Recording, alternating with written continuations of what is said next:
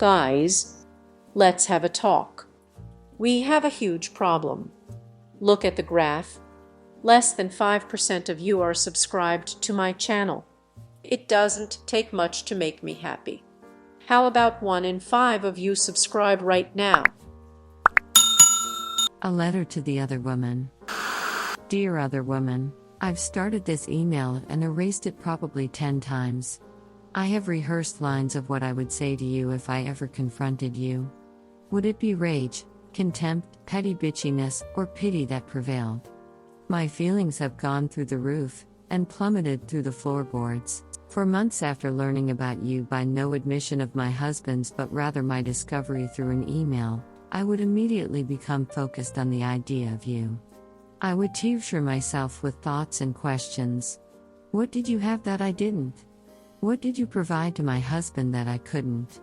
What type of woman would be okay to break up a marriage, especially one with an infant involved? Who raised you and what would your family think about your choices? What was your end game? To mesh yourself into our lives and co-parent with us. Are you ready for endless story times and cleaning boogers and wiping poop off bottoms? Figuring out school schedules and shuffling between houses and making lunches? Surely not your thing. I would drive to work almost in a haze, wondering if you had told your friends, over vodka sodas and white claws at the bars, bringing up his photo on your phone and gloating about how he's going to leave his wife for you. Had you even told your friends? What would they think of you? What did you think of you? You are only 25, so you've barely just finished developing your brain. That's not even a dig, your brain literally finishes developing at 25. You poor thing, I thought about a lot over the next few months. My marriage. My vows. I replayed myself breezing down the aisle, filled with hope and excitement of the life I would be starting with this man. I walked up to him and held on tight to his hands. I remember the ring, the one he placed on my finger and the one I placed on his, and how good it felt to finally belong to someone, letting all our family and friends know it. I remember later on, only months down the line, how I was so proud of my ring and how he barely wore his. I recall thinking how strange it was that he didn't seem to truly like this idea of being married. He would brush it off saying rings weren't his thing. And maybe they weren't, you know. But it would be something small that bothered me, beginning the pile of tiny worries that built up into a tower of eventual paranoia and fear. When you came into the picture, I admittedly allowed myself to become consumed in who you were. I thought about your body. I compared it endlessly to mine. How it looked on top of my husband's. How you shaved your legs and put on makeup to go see him, picking out your underwear you'd know he'd take off.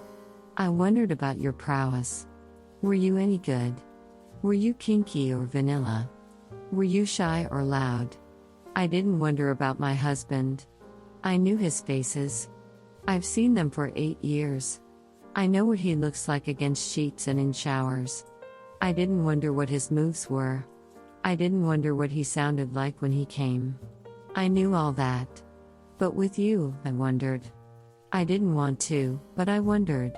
I went through many torturous months of trying to co-parent, while you lurked in the shadows of my mind. Was it you he was texting? No, I'd say, trying to convince myself. He told me he was done with you. It had to be true because it needed to be true. I relaxed. I allowed myself to move forward with co-parenting, with not looking out the window wondering if he was hiding something in the car before he came inside. I could finally breathe, or so I thought. Then reality gave me a strong dose of wake the duck up. I found out all over again that you existed, still. That you had in fact never gone away. This added months onto the timeline that I thought had been done. I had to now add 5 more months to the tally of time he's been lying to me.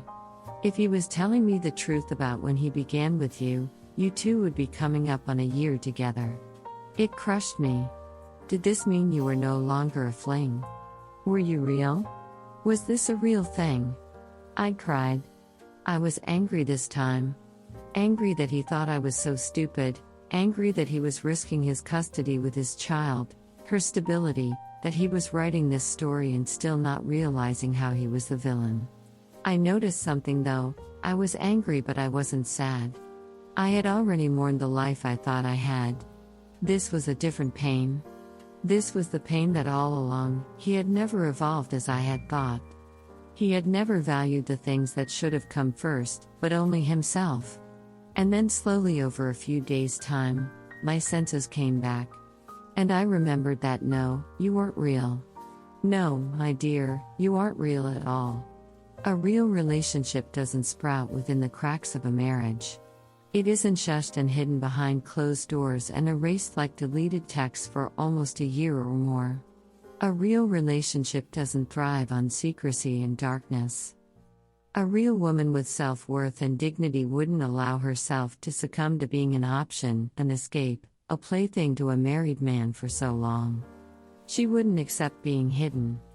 This dose of reality the universe had given me was actually a gift, and it has only now dawned on me how priceless it truly is. In the following days after Discovery 2, I began to think about you again, but in a totally different light than ever before.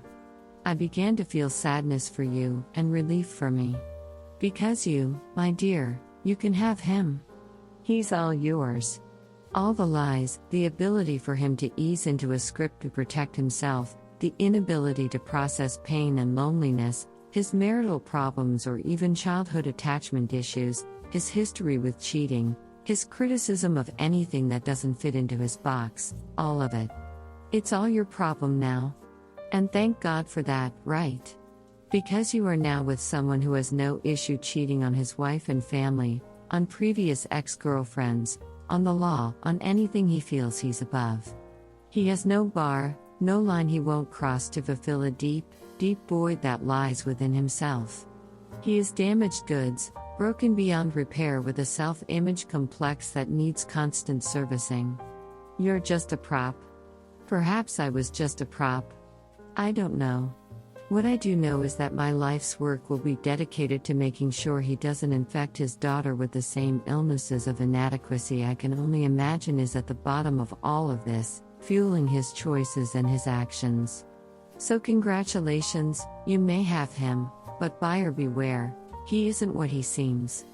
Don't look too closely because if you do, you'll see behind that shiny talk, the flowers and romance that you're actually getting a pretty raw deal. I feel for you because when I was your age, I too believed he hung the moon.